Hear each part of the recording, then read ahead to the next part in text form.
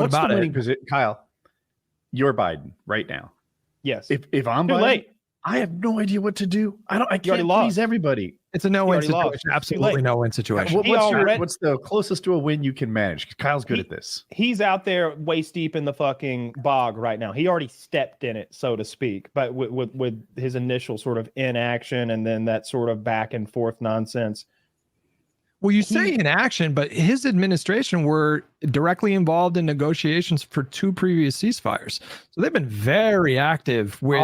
all I see is buildings and rubble and bodies and dead babies. And so if you tell me there was a ceasefire one day, they're like, oh, was that when they found the bodies, when they had the ceasefire? You know what I mean? Like, I'm not hearing it. I'm hearing dead babies. Most fires are Biden's for dead making babies. TikTok videos. What I see is Biden who can't keep his dog on a leash. That's what I see. I see Biden... Okay. I see, and not only that, he's like patting him on the back a little. He's not America's dog, though. He's not. He's No. not. He should be, though. Well, He should be. They, like we do give him a substantial amount of money each. Well, we give them $3.5 billion each year, but that represents about 17% of their military budget. If we stopped all weapon transfers and financial aid tomorrow, they would still be going up. No, they ran out of ammo. Well, then let's do it. They would forge. You don't think that a country like China or Russia is going to try to step in immediately to fill that void? Like, for sure. So like, you can't, like, there's this idea that Biden can just literally force Israel to do whatever he wants them to do. And I don't think that's true at all. I think he certainly can, because I think that Biden has, he's like, all right, well, I can do this with Saudi Arabia, or I can say this to Iran. We can change our stance on our defensive packs. We could, you don't get the new Ares missile system. We're not going to bring our boats and provide you anti-air cover from all those drones that are coming from the Houthis. You know how many drones we shot down with our $13 billion fleet that we rolled up for him? Are you talking about the Iron Dome right now? No, I'm talking about the United States sent a fucking aircraft carrier fleet over there and parked there to carrier group and parked there and shot drones down for weeks, and they're still shooting them down. Well, I think they should be our dog, because we give them tons of money. Look, I'm the most pro-Israel one here. We get fucking nothing. No, that's not true. That's not true. We get hated by the world and embroiled in conflicts that we shouldn't be in. Did you say we give them nothing? No, we get nothing. No, we have from it. Yeah. So first thing, they share that they're an intelligence partner with us. So they share their intelligence with us, which is huge. That's like not what did you do that, Woody? Is it worth being the largest recipient? I want something a little more concrete. Like I watched a YouTube video that was explaining that America exports security, and by that I mean like we spend a lot on our own military, and everyone in NATO knows that we'll protect them if shit goes wrong. And then in exchange, we get really hard to define, hard to monetize, hard to understand goodwill. I don't know what kind of trading that gets us, how much better Apple and Cisco and GE are doing because of this security export, but it seems like not a lot, that it's like an IOU that we get in exchange. So when I hear that they're a security or an intelligence partner, that's just one aspect, though. I mean, I place very little value. Like, their intelligence is not what the legends say it is. October 7th proves that. So, like, I don't know. If Israel wasn't our intelligence partner, would there be any difference at all?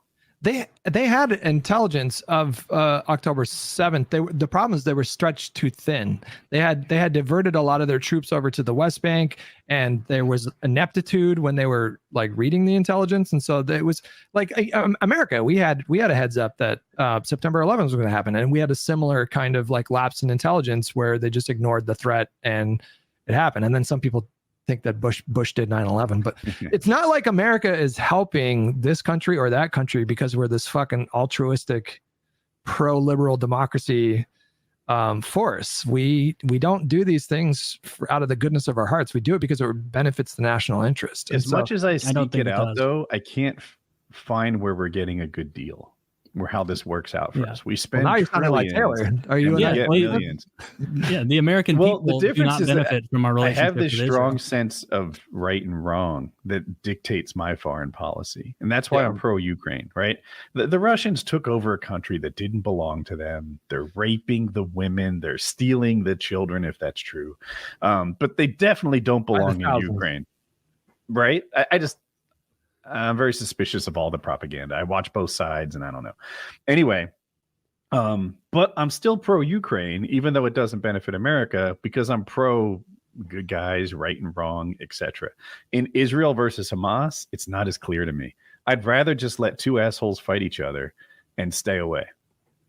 Yeah, Well- I don't think we get anything beneficial to actual Americans here, like raising families and working jobs, by supporting Ukraine or Israel in these insane ways. It's not beneficial. It's not helpful to us. It makes us enemies all over the world, particularly in the instance of Israel currently. Like it's not a net benefit for us. And I agree with Woody in that this ethereal promise of intelligence that we probably have a better version of already is not sufficient to be like, oh, well then, give them write a check for the house. American taxpayer money straight over. I think you guys are underselling the importance of like sharing intelligence with our like Are global you doubting my partners. expertise in Israeli intelligence? Wow. Like what have we really what have we concretely gotten from them that would make it worthy that they've been the largest recipient of foreign aid for the past 80 years? Well, look at the region of the world, and then look at like who can we possibly. I mean, it's in America's interest to have international partnerships all over the world to benefit our economic structure, to maintain stability, to maintain liberal democracy in countries all over the world. Like it's not just because we do it because we care; it's because it serves our interests. And when you look at that region, like we have this kind of like tense friendship with Saudi Arabia now, maybe, but who else are we going to be partnering up with? Iraq, Iran, like Yemen, like Oman, like, and so like just geographically, they're a very important foothold for American interests in that region. I'm not saying I just want to clarify. I'm telling you what I think like a foreign policy expert would say. I don't necessarily disagree that we're too entrenched in certain conflicts. I'm just saying that I wonder if Israel will be our friend a little cheaper, right? Taylor said they're the largest beneficiary of our foreign aid over the last so many years. I don't know. Is that true? Is that By right? a lot. Yeah. Okay. Number two is Egypt, and the reason for that is we basically paid off Egypt to normalize relations with Israel, so it's almost tangentially related to that. Gosh. Cumulatively, it's been I can't say that word. It's been over a little over $200 billion that we've given them over the golly. last I'm several like, decades of. Are you telling me Israel wouldn't be my friend for 50 billion? Like, did it have to be 200 billion? Did it have to be that outrageous? What about 10 billion? What if it was just some smaller number? I feel like we're getting a little bit hoodwinked on this terrible deal. Yep. Well, a lot of it They are good businessmen. a lot of it is like boomer. When you talk to boomers, your average boomer, they are gonna like fiercely defend Israel because they remember Israel in the context of like fleeing the Holocaust and for a lot of them, It's worse than that. Are you talking about the evangelicals? For a lot of them, it's about Evangelicals. prophecy. For a lot of them, it's about biblical script. You know what? biblical The prophecy. magnet on my grandma's refrigerator said, it said, my God's a Jewish carpenter. All right. They fucking mean that shit. They're ready. Those old folks, you talk to a 70-year-old Southern Baptist, he's ready to go over there and dig through that rubble so we can finish somebody off. Like, they love Israel. Okay. Yeah. And they Well, vote. they're literally waiting for the end of times. And that's a not insignificant amount of Americans close. where they support Israel for that explicit reason. But for a lot of old people, like it's like a cultural, like it's just, they're a product of the times in Israel. That was like a big fucking deal in 1948 when the United Nations partitioned that land. It was seen as like, it's huge for them. When did they bomb our ship? Was that 64? Are you talking about the Gulf of The- Tonkin right now? No, that's he's talking about that's the- Vietnam false flag. I'm talking about when the Israelis attacked that United States naval vessel and like bombed it. The Yeah, like USS Liberty, Yeah. Well, Yeah. was that 64? 50s or 60s. Yeah. I don't rough. remember. Whoops. 67. 67. Yeah.